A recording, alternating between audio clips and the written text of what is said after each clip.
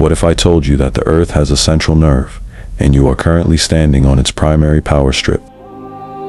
From the Pyramids of Giza to the Holy Heights of the South, a single longitudinal line, the 31-degree meridian, acts as a global sushumna, channeling the planet's spiritual current.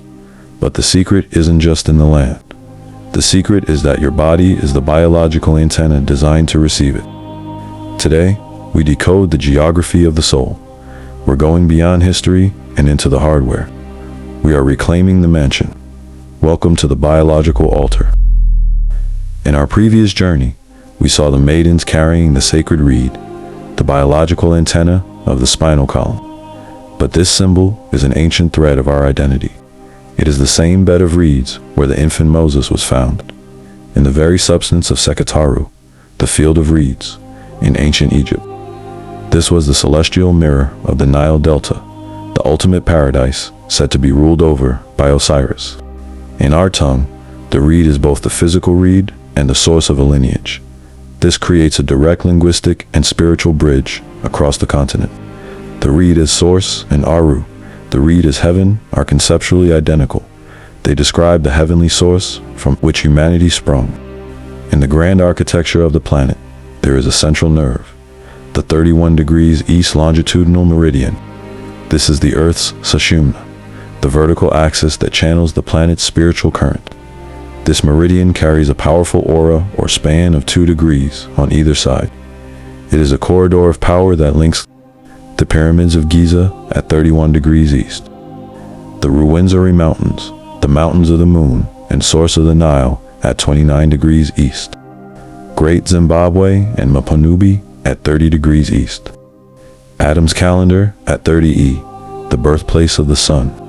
This is the oldest man-made structure in the world, a stone calendar that has tracked universal time, the equinoxes, and the solstices for over 75,000 years. Timbovati, the Sibhudu, and Lebombo Mountains, down to the very place of Shembe's birth at the foot of the Drakensberg Mountains, 31 degrees east.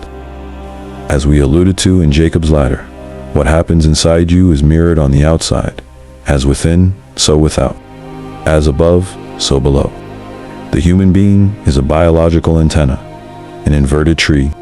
While the plant sinks its roots into the soil, you are designed to sink your roots into the sun and the celestial mind.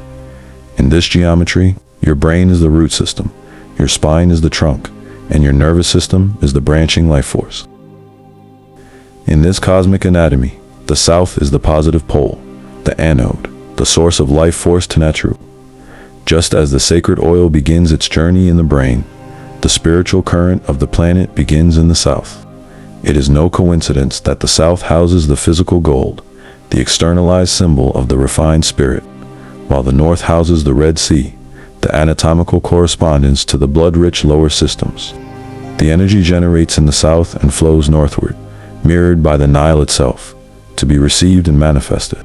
By positioning the Nazareth Baptist Church within this 31 belt, Shembe was reactivating the primary generator of the planet. The geometry is perfect.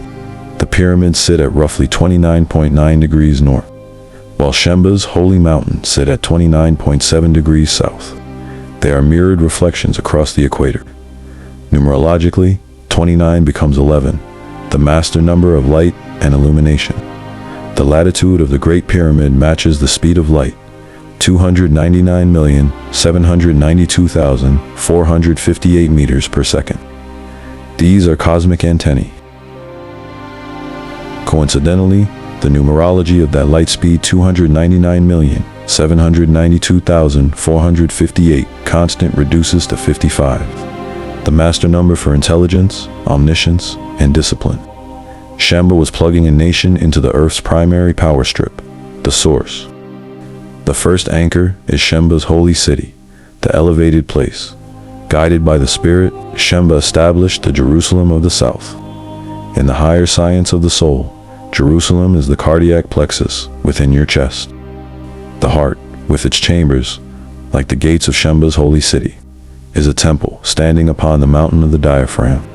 When a seeker enters these gates, the body's chemistry shifts.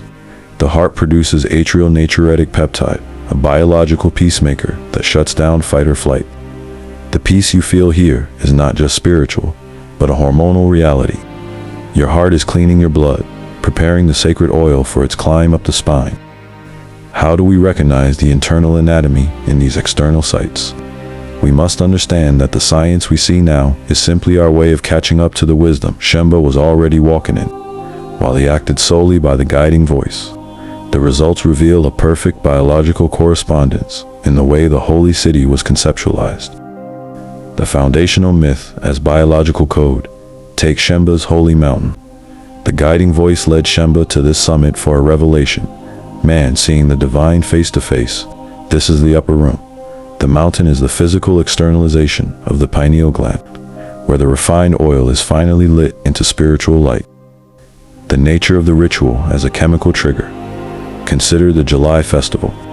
This celebratory side of the movement, with its sacred dances and holy communion, witnesses, followers observing laws of purity and fasting.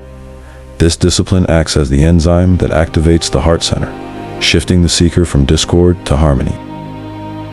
Geographical earthing. Because the voice rooted the center of the holy city directly on the 31 degrees East Meridian, the land itself acts as a battery. Purification rituals and baptisms here allow 7,000 nerve endings in the feet to touch the electromagnetic signature of the south, discharging stress and absorbing life force. The law of similarity. This is seen in the homesteads Shembe acquired for farming and revitalization. Just as the spleen and digestive organs extract essence to vitalize the physical body, these homesteads serve as the specialized vitalizing organs of the national spirit. If the homesteads are the organs, then the holy mountain is the brain. Biologically, this is Jacob's pineal. It is here, at the summit, where the refined oil, the sacred secretion, finally strikes the thalamus.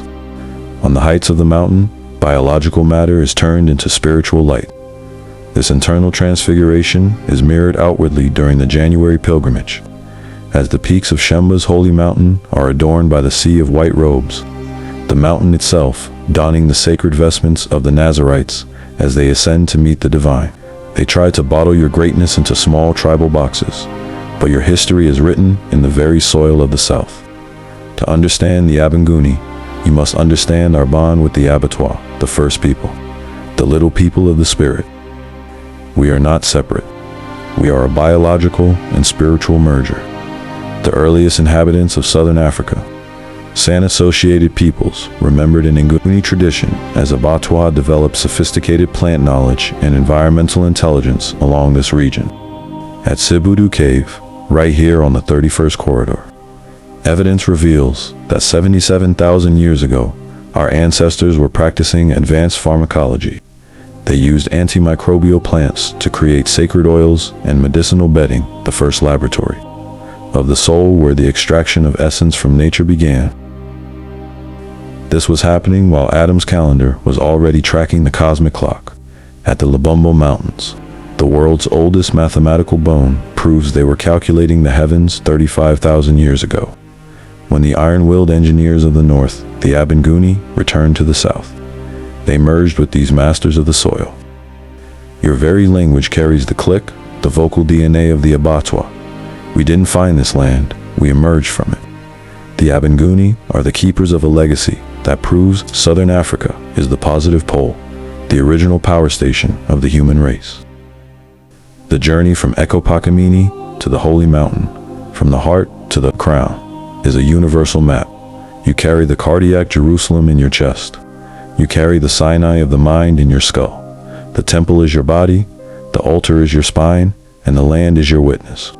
Reclaim your mansion. I am the biological altar. Please like, subscribe, and share with those ready to awaken.